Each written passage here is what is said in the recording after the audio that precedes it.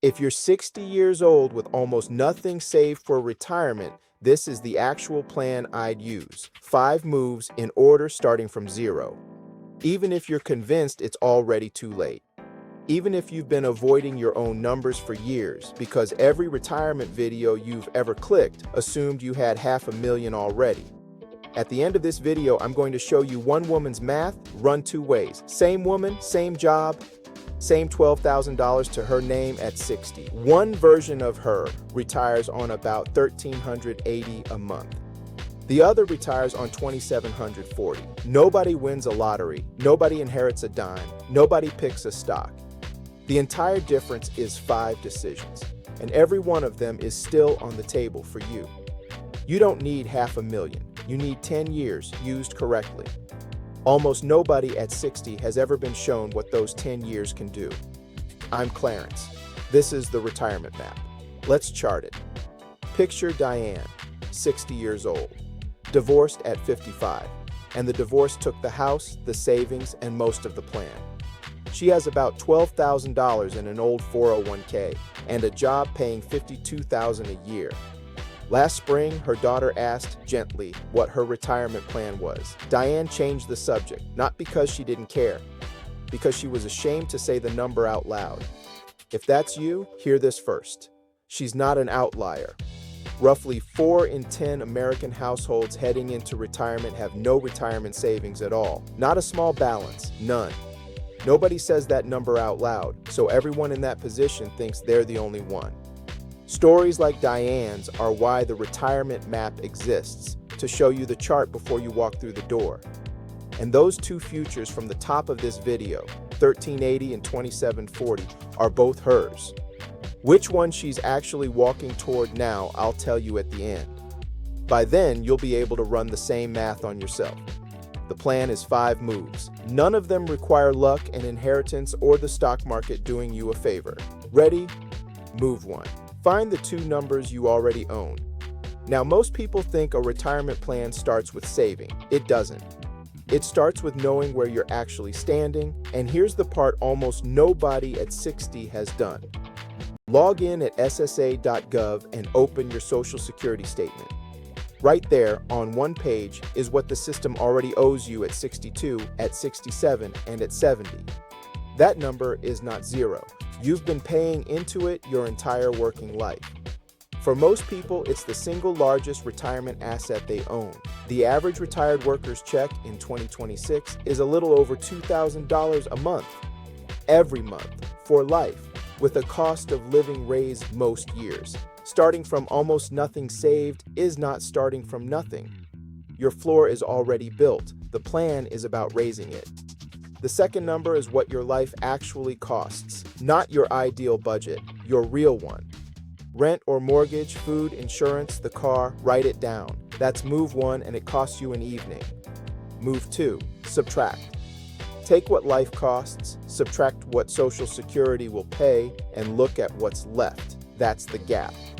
And this is where the panic usually quits because the gap is almost never the terrifying number people imagine.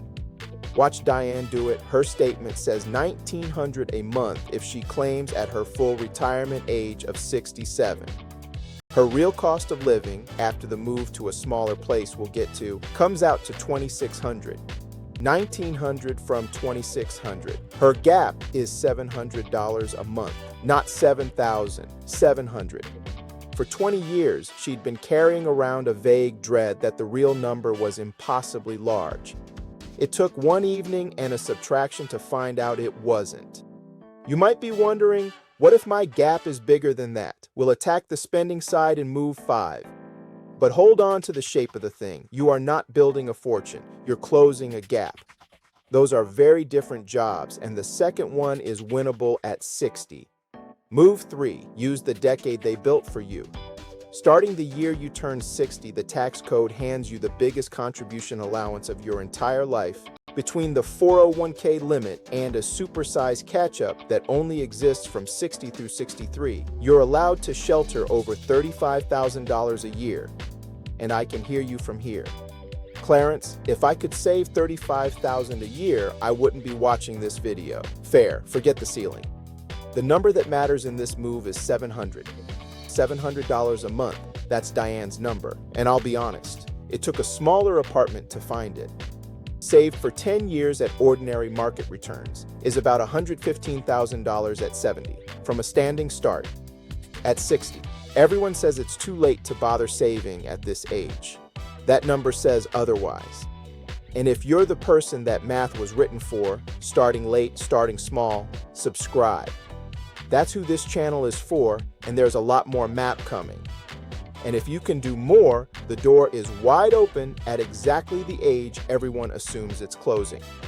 $24,500 into a 401k, $11,250 more in catch-up from 60 through 63.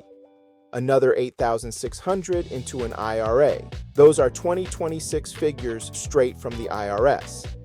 And remember the gap from move 2, $115,000 drawn carefully covers a few hundred a month indefinitely. For a lot of people, that's the whole gap, right there. Quick word on debt, because Diane had some too. Her card balance died first. Nothing you can invest in reliably beats credit card interest. The low-rate car loan she let ride, kept the $700 going in, and never once skipped her employer's match. Free money beats a tidy payoff schedule every time. Move 4. Pull the biggest lever you'll ever touch. Your claiming age. Claim at 62 and you get 70% of your full benefit, permanently. Wait until 70 and you get 124%, permanently. That's 77% more every single month for the rest of your life from the same work record. I did a whole video on that math, the one that started this channel. And when you have almost nothing saved, that lever matters more for you than for anyone wealthy. Because Social Security is going to be most of your income. Making your biggest asset 77% bigger is not a detail. It is the plan. You might be wondering how you bridge the years in between. The honest answer is work, and I know exactly how that lands. Work till 70 doesn't sound like a plan. It sounds like a sentence. So let me say what it actually means, because it is not 10 more years of the job you're tired of. For most people, it's full-time for a few more years, then part-time at something slower, fewer hours, less weight on your body, while your future check keeps climbing every year you leave it untouched. You're not working instead of retiring. You're working a little longer so that when retirement starts, it holds. And if you claim early while still working, remember what the earnings test really is. We covered it last time. Money withheld isn't lost, it's credited back later. A deferral, not a penalty. Now, the honest part, because this plan has one real requirement, the ability to keep working, and not everyone gets that choice. Diane's brother Gary planned to work to 70. His knees retired him at 63. If your health is uncertain, the plan flexes. Claim earlier, work part-time at something gentler, lean harder on move 5. A plan that bends is still a plan. Move 5. Cut the big 3, not the coffee. Skipping lattes will not save your retirement. Housing might. Housing, the car, and untapped benefits. That's the whole list. A smaller place, one car instead of 2, a paid-off move to a cheaper county. One housing decision can free up more than a decade of small sacrifices. Diane's move from a 2-bedroom to a 1-bedroom 15 minutes further out is where her $700 a month came from. She didn't find that money by suffering. She found it by moving. And before you cut anything, check what you're leaving unclaimed. Property tax relief for seniors, utility discounts, programs that quietly pay your Medicare premium back to you. I made an entire video on the 11 benefits most Americans over 65 never take. It's on screen now. For someone running this plan, that video is money. So, here's Diane's math, run both ways, and remember, these are round number illustrations. Yours will differ. Path 1.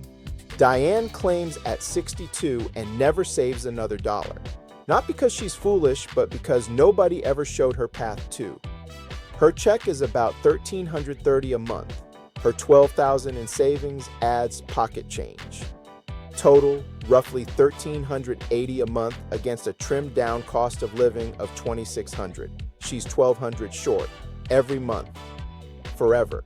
That's the future everyone assumes is inevitable at 60 with nothing saved.